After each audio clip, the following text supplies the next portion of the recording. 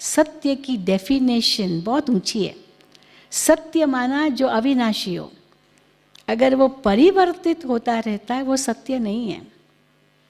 इसलिए आध्यात्म में सत्य की डेफिनेशन क्या है? जो स्थायी हो, जो एक रस हो, जो नित्य हो, जो अविनाशी हो। जैसे कोई व्यक्ति एक सच को छिपाने के लिए मान लो झूठ बोल दिया, उसने चोरी की, पर वो कहता है मैंने चोरी नहीं की।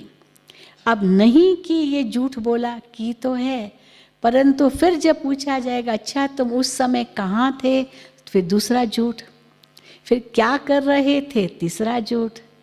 हाँ, झूठ पर झूठ, झूठ पर झूठ उसको बोलना पड़ेगा, और अंत में नतीजा ये हो सकता है कि पहला झूठ अंतिम झूठ से बिल्कुल अलग। पर जो व्यक्ति सच्चा है उसको याद भी नहीं करना पड़ता है कि पहला झूठ क्या बोला, अभी उसको साबित करने लिए दूसरा झूठ क्या बोलना है, तीसरा झूठ क्या बोलना है, उसको ज़रूरत ही नहीं है, क्योंकि वो अंदर में छपा हुआ है, जो है जैसा है वही बताएगा। इसलिए कहते हैं झूठ के पैर नहीं होते हैं, वो खिसकता रहता है। तो सत्य की परिभाषा क्या है? जो नित्य है, जो यहाँ भी है, वहाँ भी है, ईश्वर के सामने भी है, इस जन्म से पहले भी थी, इस जन्म के बाद भी होगी। वो परिचय मेरा सत्य परिचय है। वो मैं कौन हूँ, वो मैं कौन हूँ। जब ये पूछा जाता है तो फिर कई कहते हैं हम नहीं जानते। अब वो पहचान कौन दे? कोई इंसान नहीं देगा ये पहचान, ये ईश्वर ही देगा। तो इसीलिए मैं कौन हूँ ये पहचान परमात्मा ने हमको दी है। जब हम कहते, कोई कहे मैं मनुष्य हूँ, ये पहचान चलो दे दे, पर मनुष्य का भी मतलब क्या है? केवल हड्डी मांस का शरीर तो नहीं ना। हड्डी और मांस जिससे ये शरीर बना है, यही तो मैं नहीं हूँ ना। वो तो डेड बॉडी भी है, पर क्या उसको मनुष्य कहेंगे? क्या मनुष्य उससे नहीं कहेंगे, उससे तो मुर्दा कहेंगे या शव कहेंगे। तो मनुष्य का मतलब क्या है? वो जड़ के साथ एक चैतन्य शक्ति, जिसको हम कॉन्शियसनेस कहते हैं। तो मैं वो जड़ चीज़ हूँ या वो कॉन्शियसनेस हूँ? क्योंकि मैं तो इस शरीर से पहले भी था, मैं तो शरीर के बाद भी रहूँगा। ये शरीर तो नश्वर है। जिसको हम सोल कहते हैं, वो कॉन्शियसनेस क्या है? Source of unique light energy, जिसको आत्मा कहा। जिस आत्मा के लिए कहा जाता है आत्मा न जलती है, न कटती है, न घटती है, न बढ़ती है, न सूखती है, न गीली होती है, यानी प्रकृति के स्पर्श से उसमें कोई परिवर्तन नहीं आता है। क्योंकि परिवर्तन अगर आ जाए तो वो तो विनाशी हो गई। शरीर तो विनाशी है, परिवर्तनशील है। हर 10 साल के बाद शरीर की सारी सेल्स बदल जाती है। आपका 10 साल पुराना फोटो अभी आपकी आइडेंटिटी कार्ड में, आधार कार्ड में नहीं चलेगा। चलेगा कहीं भी जाओ, आपका लेटेस्ट फोटो, वो वहीं कैमरा लगी हुई होती है, वही आपका फोटो लेंगे। 10 साल पुराना फोटो वो आपके एल्बम के लिए ठीक है, बस खुश रहो कि 10 साल पहले मेरे बाल सफ़ेद नहीं थे, ये नहीं था, थोड़ा जवान था, अभी तो बूढ़ा लग रहा हूँ। परंतु खुश होने के लिए अभी तो आपका वर्तमान का ही चाहिए। बदल गया ना सब कुछ, पर आप वही हो। तो आप कौन हो? जो वही हो।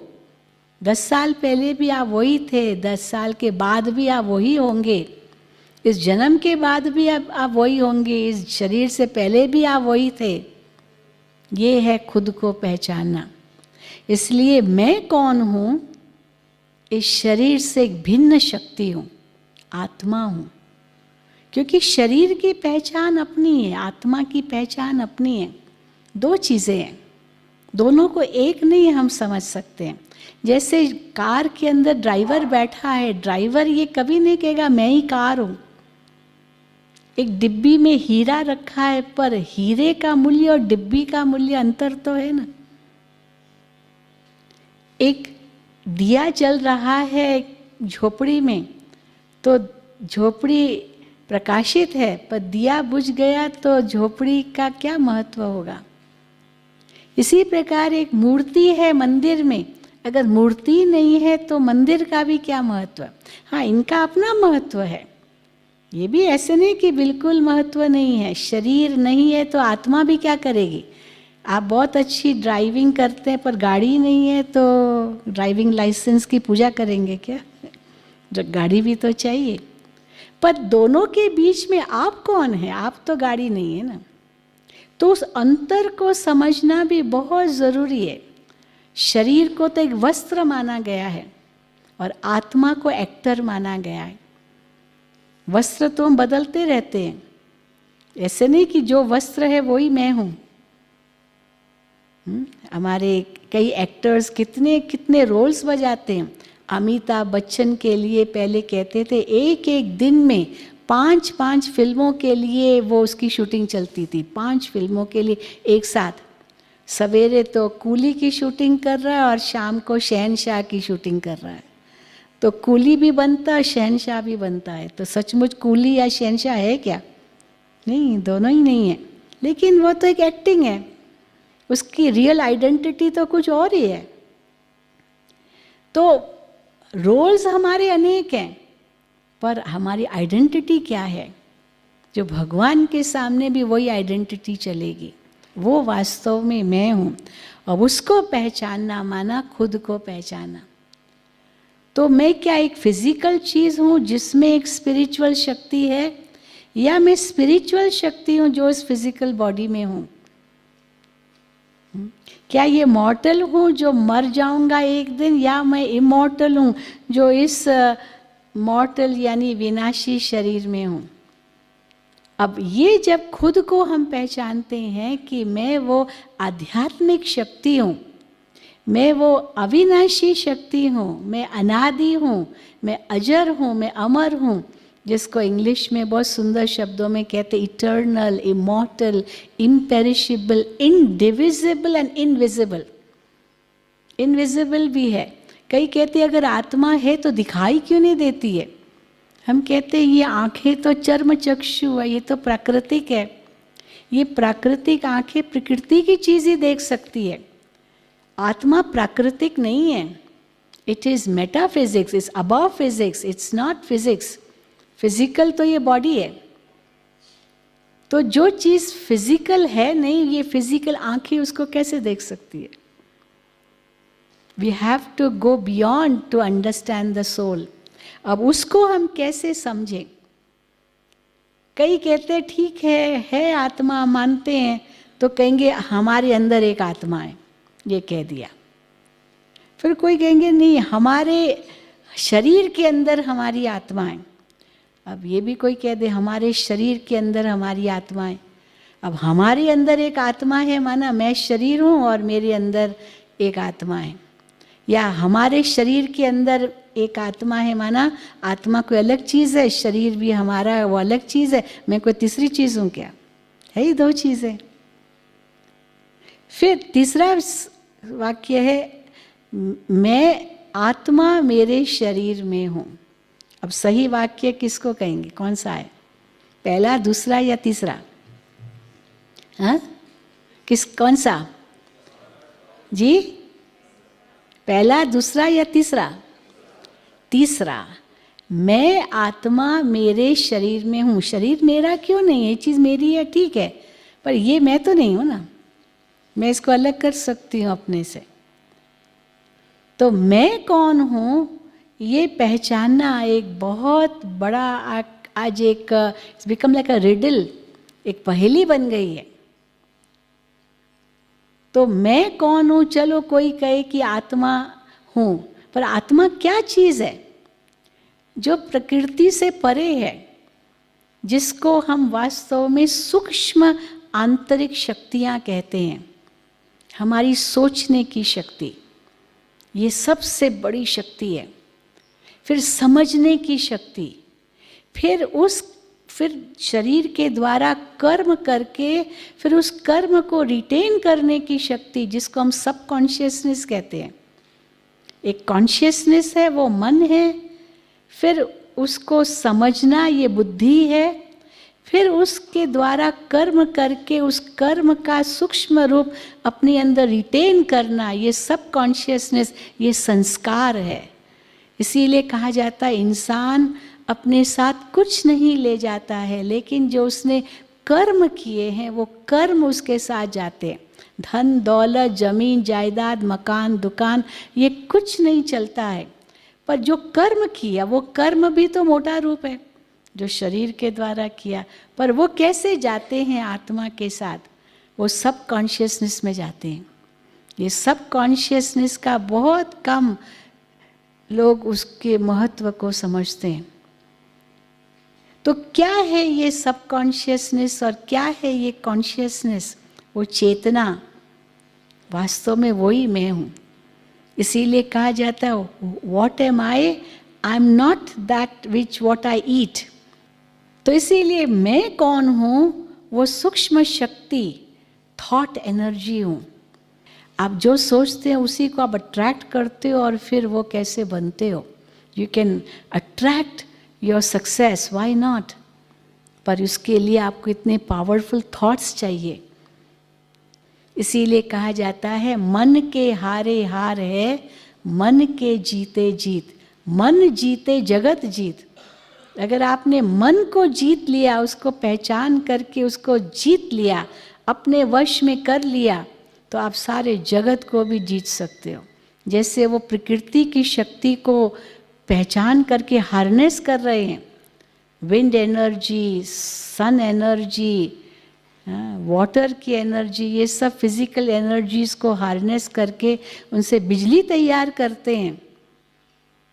तो मन की एनर्जी को अगर आपने अपने कंट्रोल में रखा तो आप कितनी शक्ति के मालिक बन जाएंगे, अंदाज़ा लगा सकते हैं। तो मन क्या है? ये आत्मा की सोचने की शक्ति है, पर मन के ऊपर बुद्धि है। बुद्धि मन से और ऊंची है। इसीलिए कहा जाता है सोच समझ कर कर्म करो। सोचने का काम तो मन का है, और मन तो बहुत बातें सोचता है, बहुत बातें। उसी समय नेगेटिव भी सोचेगा, उस समय पॉजिटिव भी सोचेगा। हाँ ना, करूँ न करूँ, जाऊँ न जाऊँ, देखूँ न जाऊँ, देखो सदा कहते मन उलझा ही रहता है। इट्स लाइक टू लॉयर्स, दो वकील। जज तो एक ही होगा ना, वो वकील अपनी बात कहेगा, वो वकील अपनी बात कहेगा, पर जज निर्णय देने के लिए उसको बहुत इंट्रोवर्ट होना पड़ता है। तो बुद्धि क्या है? वो जज का काम करती है। मन दो वकीलों का काम करता है, टू साइड्स। उसका पॉजिटिव अप्रोच, उसका नेगेटिव अप्रोच। हर चीज़ में हमेशा आपको चॉइस है, आप कैसे सोचो। ये बहुत बड़ा सब्जेक्ट है, आगे आपके सब्जेक्ट्स है इसमें। पर बुद्धि निर्णय करती है। वास्तव में इनर वॉइस, आत्मा की आवाज़, ये बुद्धि की आवाज़ है। इसीलिए भगवान से हम बुद्धि मांगते हैं, हे भगवान सद्बुद्धि दो। मन नहीं मांगते हैं, बुद्धि मांगते हैं। तो बुद्धि क्या है काम करती है? वो evaluate, reasoning, discerning, deciding, understanding, accepting और रिजेक्टिंग। ये गलत है, ये गलत है, ये गलत है हम कहते हैं। तो बुद्धि क्या करती है? एक तराजू का काम करती है। तराजू केवल वजन बताएगा बस, और कुछ नहीं। तो बुद्धि मूल्यों को महत्व देगी, और उसमें वो तब सही निर्णय होगा जब कांटा एकाग्र होगा। परमात्मा में मन को लगाएंगे, मन की एकाग्रता होगी ईश्वर में, तब आप सही निर्णय दे सकेंगे। फिर द रॉड जो है वो डंडी सीधी, वो अनबाइस्ड एटीट्यूड, जिसको ही गीता में कहा ज्ञानी तो आत्मा के लक्षण क्या है? जो मान अपमान, निंदा स्तुति, जय पराजय, सुख दुख में समान रहता है। हार और जीत ये दो पहलू हैं। स्पोर्ट्स में अवश्य लक्ष्य जीत का होता है, पर अगर हार गए तो दिल शिकस्त होने की ज़रूरत नहीं है, निराश होने की ज़रूरत नहीं है, सुसाइड करने की ज़रूरत नहीं है। कोई बात नहीं, हार गए तो क्या हुआ? Failures are pillars to success. Failure is not a defeat, you can try again. तो इसीलिए failures are pillars to success, ये भी एक बहुत ऊंची सोच है. और कोई तो एक बार फेलियर हुआ और वो सोचेगा मैं तो ये कर ही नहीं सकता हूँ. तो कितना अंतर है हमारी सोच में. तो अनबाइस्ड एटीट्यूड चाहिए, सब में समान रहो. जीत में भी बहुत खुशी नहीं और हार में भी कोई बहुत दुख नहीं, कोई बात नहीं. तो इसीलिए you give weight to values in life. इसीलिए कहा जाता है कि धन गया कुछ नहीं गया, स्वास्थ्य गया कुछ गया, पर चरित्र गया तो सब कुछ गया. चरित्र गया तो केवल एक जन्म के लिए नहीं गया, क्योंकि वो संस्कार आत्मा में निहित हो गया और वो आत्मा के साथ वो संस्कार जाएगा जो चरित्र हमने इस जन्म में अनुभव किया. इसलिए जन्म जन्म तक वो चलता है, वो आत्मा पर दाग लग जाएगा. इसीलिए वो तीसरी शक्ति, वो भी आत्मा की शक्ति है, जिसको हम संस्कार कहते हैं. जैसे एक सीडी में रिकॉर्ड भर जाता है, आवाज़ भर जाती है या पिक्चर भर जाती है, फिर वो सीडी प्लेयर में डालो, वो वापस हम सुन सकते हैं, देख सकते हैं. तो ये संस्कार क्या है? Imprints of the actions done, जो आत्मा के साथ जाएंगे. उसी अनुसार आत्मा के लिए कहा जाता है ये पुण्य आत्मा है, ये पाप आत्मा है, ये धर्म आत्मा है, ये महात्मा है, ये देव आत्मा है. क्योंकि वही संस्कार है, उनके कर्मों अनुसार वो संस्कार बने. तो क्या है संस्कार? आपकी आदतें, आपकी टेंडेंसीज, आपकी मेमोरीज, आपके टैलेंट्स, आपकी क्वालिटीज़, ये सब सबकॉन्शियसनेस में चला जाता है और फिर उसी अनुसार कर्म होते हैं. कई बार बुद्धि हमको निर्णय देती है ये गलत है, ये मत करो, ये मत करो, पर फिर भी कर लेते हैं. क्यों? क्योंकि संस्कार वैसे हैं. बुद्धि आवाज देती है पर संस्कारों के वश कर लेता है. फिर भी पता है गुस्सा नहीं करना चाहिए, पर कर लिया गुस्सा. क्या करे बहन जी, मैं नहीं रोक सकता हूँ गुस्से को. तो क्यों नहीं रोक सकते हैं? संस्कार बन गए. मन भी नहीं सोच रहा है, बुद्धि निर्णय दे रही है, पर संस्कार वश हो गया. तो इंद्रियों के भी वश हो गए, मन के भी वश है, संस्कार के भी वश है और बुद्धि को दबा दिया. इसीलिए परमात्मा हमें कहते हैं कि वास्तव में आत्मा के जो ओरिजिनल संस्कार है वो पहचानो. ये वास्तव में तुम हो. हम सब अपने जीवन में शांति, प्रेम, सुख, आनंद चाहते हैं. क्यों चाहते हैं? कोई दुख अशांति नहीं चाहता. क्यों सुख, शांति, प्रेम, आनंद चाहते हैं? क्योंकि वही वास्तव में हमारे ओरिजिनल संस्कार हैं और उन्हीं संस्कारों को हमें उजागर करना है. वो कहीं गए नहीं हैं, वो अंदर ही है. इसीलिए कहा जाता है अंतर की शक्ति को पहचानो. नो दाई सेल्फ, यानी जो आपके अंदर वो सोई हुई शक्ति है उसको जगाओ. कैसे जगाएंगे? चिंतन से जगाएंगे. और मेडिटेशन यही सिखाता है कैसे उसका चिंतन करके आप उसको जगा सकते हो. तो वास्तव में मान लीजिए कोई कहता है मैं आत्मा को नहीं मानता हूँ. मानो कोई कहे, हो सकता है कोई बैठा हो यहाँ सोचे मैं ये सब बहन जी कह तो रही है लेकिन मैं आत्मा नहीं मानता हूँ, मैं ब्रेन को सब कुछ मानता हूँ, हाँ शरीर को सब कुछ मानता हूँ. लेकिन कई ऐसे हमारे पास प्रमाण हैं जिसको हम नकार नहीं सकते. ये आत्मा के अस्तित्व को उजागर करते हैं. They prove the existence of the soul. जैसे कई छोटे बच्चे होते हैं, बचपन से ही उनके ऐसे संस्कार होते हैं जो माँ बाप ने नहीं दिए, पर वो ऐसी टैलेंट्स, ऐसी उनमें वो कला जो किसने सिखाई भी नहीं. वो कला कहाँ से आ गई? कहाँ से आ गई? सिखाई भी नहीं. कहाँ से? ऐसे नहीं कि वो ब्रेन में कोई पहले से थी. ब्रेन भी तो डेवलप हो रहा है। तो कहाँ से आई? छोटा बच्चा इतना अच्छा गीत गाता है, एक छोटा बच्चे इतने अच्छी डांस करते हैं, कंप्यूटर 2 साल का बच्चा कहाँ से इसको आ गया?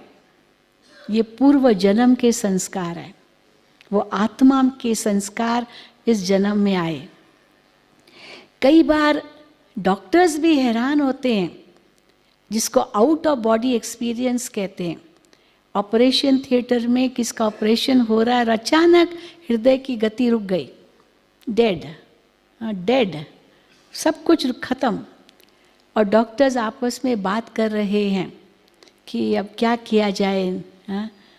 और अचानक थोड़ी देर के बाद वो जाग जाता है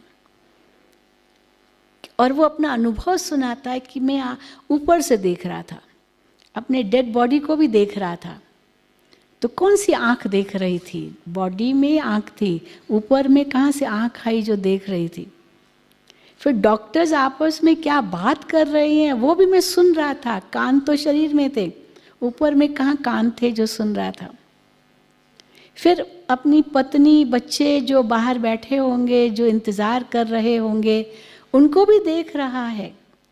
उनके प्रति वो प्रेम, वो भावना जाग रही है। वो किस में जाग रही? शरीर तो डेड पड़ा है, वो किस में है? फिर वो बाद में वर्णन करता है। तो ये सब अनुभव किसने किया? शरीर तो डेड है।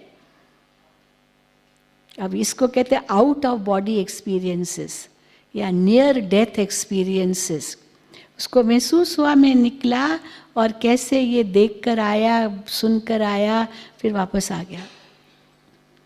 और तीसरा एक बहुत ही महत्वपूर्ण बात है जो मेडिकल साइंसेस भी उपयोग में लाती है, जिसको कहते हैं past life regression. What is past life regression? कई ऐसे साइकोलॉजिकल बीमारियां हैं जिनको कोई दवाई से ठीक नहीं किया जा सकता है, तो उनको पास्ट लाइफ में ले जाते हैं और पास्ट लाइफ में हिप्नोसिस के माध्यम से उनको पास्ट लाइफ में ले जा करके कुछ ऐसा प्रसंग आता है जिसमें वो बात उनके अंदर इतनी इम्प्रिंट हो गई जो इस जन्म में भी वो भूलता नहीं है, और वही वो समझ रहा है। और फिर इम्प्रिंट को जैसे डिलीट कर देते हैं वो हिप्नोसिस के माध्यम से, ये कुछ एक विशेषज्ञ हैं, और फिर वो नॉर्मल हो गया, जिसमें दवाई ने काम नहीं किया, लेकिन पास्ट लाइफ में जाकर के उसको अनुभव किया। अब ये सब हमारे सामने प्रूफ्स है कि वास्तव में मैं एक आत्मा हूँ। अब आत्मा कहाँ है शरीर में? कहा जाता भ्रिकुटी के मध्य चमकता एक अजब सितारा। मैं आत्मा इस शरीर में यहाँ मध्य चमक रहा हूँ।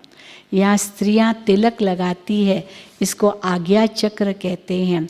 यहाँ तीसरी आँख भी दिखाते हैं, देवियों को तीसरी आँख दिखाते हैं।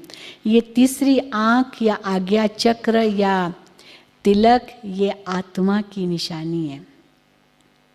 और कई जो हठ योग करते हैं, कई प्रकार के आसन करते हैं, अंत में शवासन करते हैं, और शवासन करते करते लास्ट में यहाँ तक आते हैं और समझते हैं हम अपनी जो कुंडलिनी है उनको जागृत करते हैं। इसको आज्ञा चक्र कहते हैं। तो ये लास्ट की स्टेज है, आज्ञा चक्र को उजागर करते हैं। वास्तव में हम राजयोग में इतने सारे हठयोग करके कोई ये उजागर करना ये ज़रूरी नहीं समझते। हम स्टार्ट ही यहीं से करते हैं। You start where Hatha Yoga ends, Raj Yoga starts. It starts in a subtle way. आप अपने आप को एक दिव्य आत्मा चिंतन से महसूस करते हैं कि मैं एक ज्योति हूँ, प्रकाश का पुंज हूँ, चमकता हुआ एक सितारा हूँ, मैं अजर अमर अविनाशी हूँ। ये चिंतन मन को देते हैं और मन को चिंतन देते देते देते उस स्वरूप का अनुभव करने लगते हैं और महसूस करते हैं कैसे ये शरीर मुझसे भिन्न है। जैसे शरीर पर मैंने वस्त्र धारण किए, ये शरीर से अलग है, वैसे शरीर भी एक वस्त्र है जो मुझसे अलग है। और मैं एक चमकता हुआ सितारा आत्मा हूँ। पर कैसी आत्मा हूँ? Now you awaken your inner self, अपनी आंतरिक शक्ति को पहचानो। क्या मैं कौन हूँ? मैं आत्मा ज्ञान स्वरूप हूँ। ज्ञान अंदर से आता है, ज्ञान बाहर से नहीं आता है। जो बाहर से आता है वो इन्फॉर्मेशन है।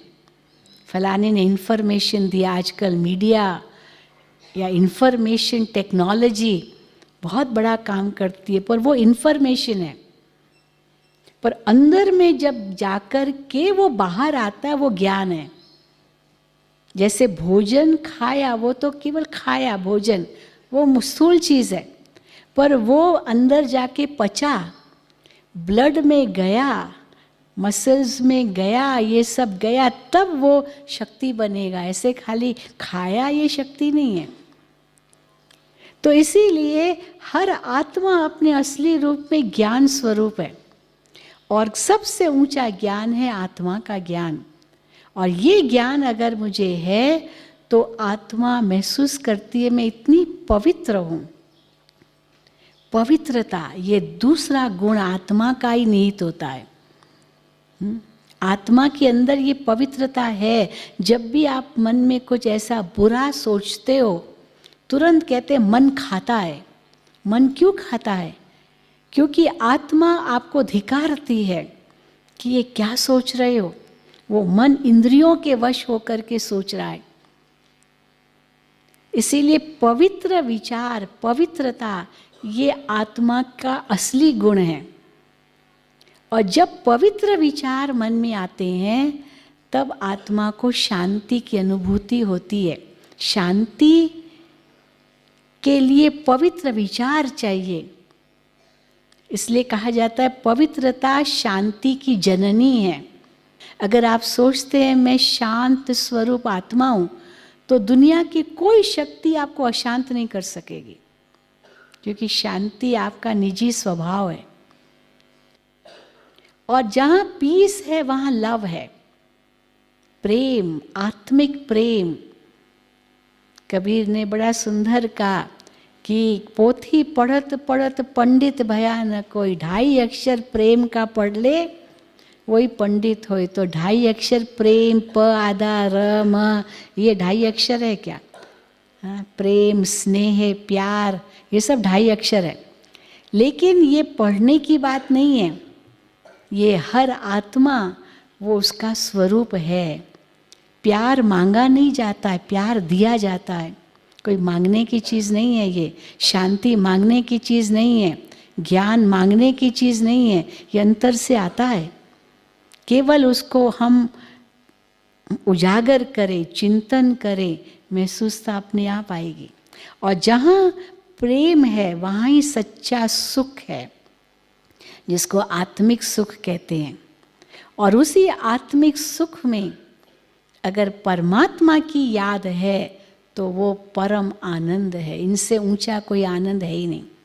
और जब ये 6 गुण आत्मा महसूस करती है, वही आत्मा की इनर स्ट्रेंथ है, यही उसकी विल पावर है। विल पावर के आगे सब कुछ हार जाता है, सब कुछ झुक जाता है। और ये विल पावर कैसे अनुभव होती है? जब हम ये 6 गुण अपने अंदर अनुभव करते हैं। और ये 7 गुण मानो अपने जीवन में आपने अनुभव किए तो आत्मा इतनी शक्तिशाली बनकर इतनी लाइट बन जाएगी, जैसे पंछी उड़ता, आपको पंख मिल गए। आप सहज रूप से इस साकारी दुनिया से न्यारे बन सकते हैं। और ये जब अनुभव किया तो आपके जीवन का मूल्य बढ़ जाएगा। ओम शांति का सच्चा पाठ आप समझ जाएंगे। ओम शांति का सही अर्थ क्या है? आप सबने ओम शांति तो कहा। ओम अक्षर शब्द में 3 अक्षर हैं, अ, उ और म। वही मैं, कई अर्थ अलग अलग निकालते हैं, पर अ, उ, म, ईच अल्फ़ाबेट, अ मीन्स वह, उ है, म मैं। तो मैं वही हूँ, मैं वही हूँ। कौन हूँ मैं? शांति। मैं वही हूँ जिसका स्वभाव शांति है।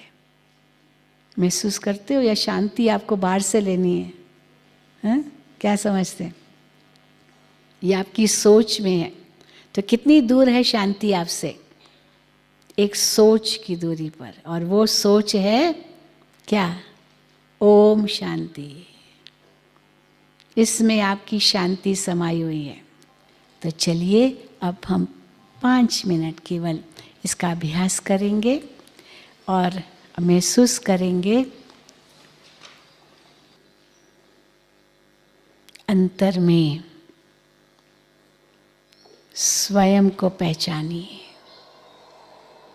मैं कौन हूँ? मैं एक आत्मा हूँ। स्वयं को ही उत्तर दीजिए। मैं एक ज्योति हूँ। प्रकाश का पुंज हूँ। चमकता हुआ सितारा हूँ।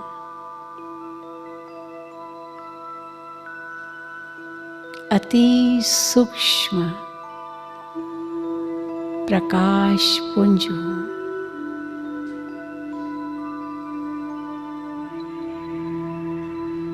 मैं शांत स्वरूप हूँ।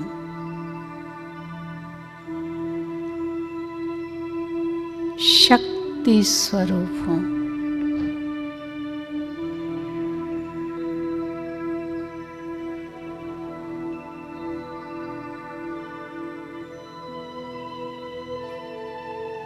इस सृष्टि रूपी मंच पर मैं मेहमान हूँ।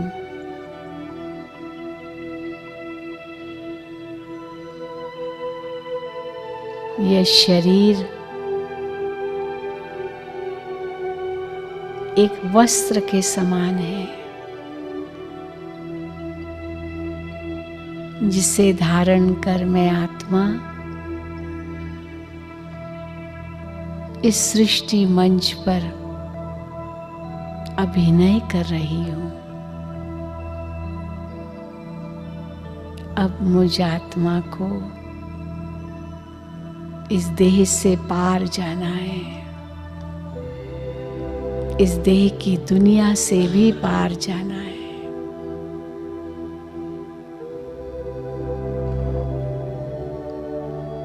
मन और बुद्धि के पंखों द्वारा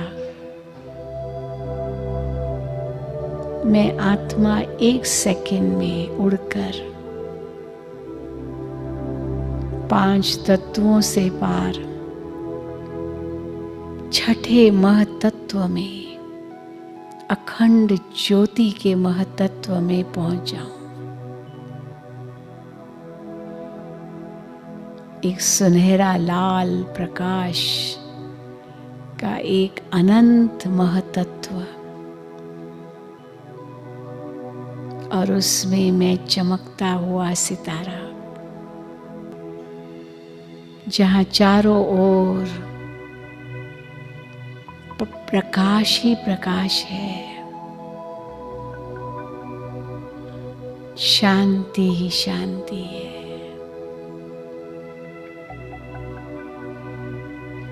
और मैं शांत स्वरूप आत्मा इस बेहद शांति के धाम में शांति की शक्ति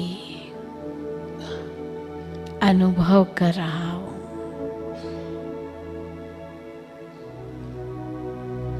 मेरा मन शांत है।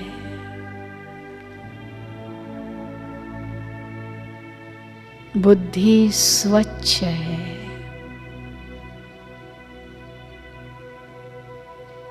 मेरे संस्कार अति शुद्ध हैं।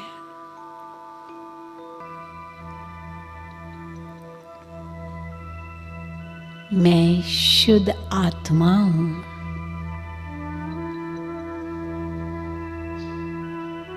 शांत शांत स्वरूप आत्मा हूं।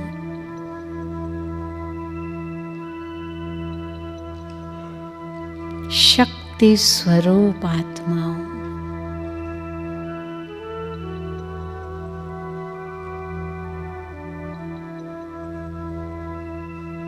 अब मैं आत्मा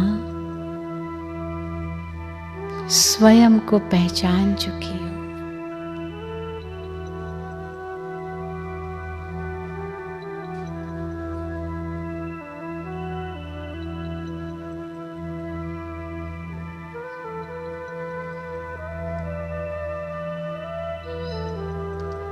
एक हल्कापन, एक न्यारापन अनुभव हो रहा है।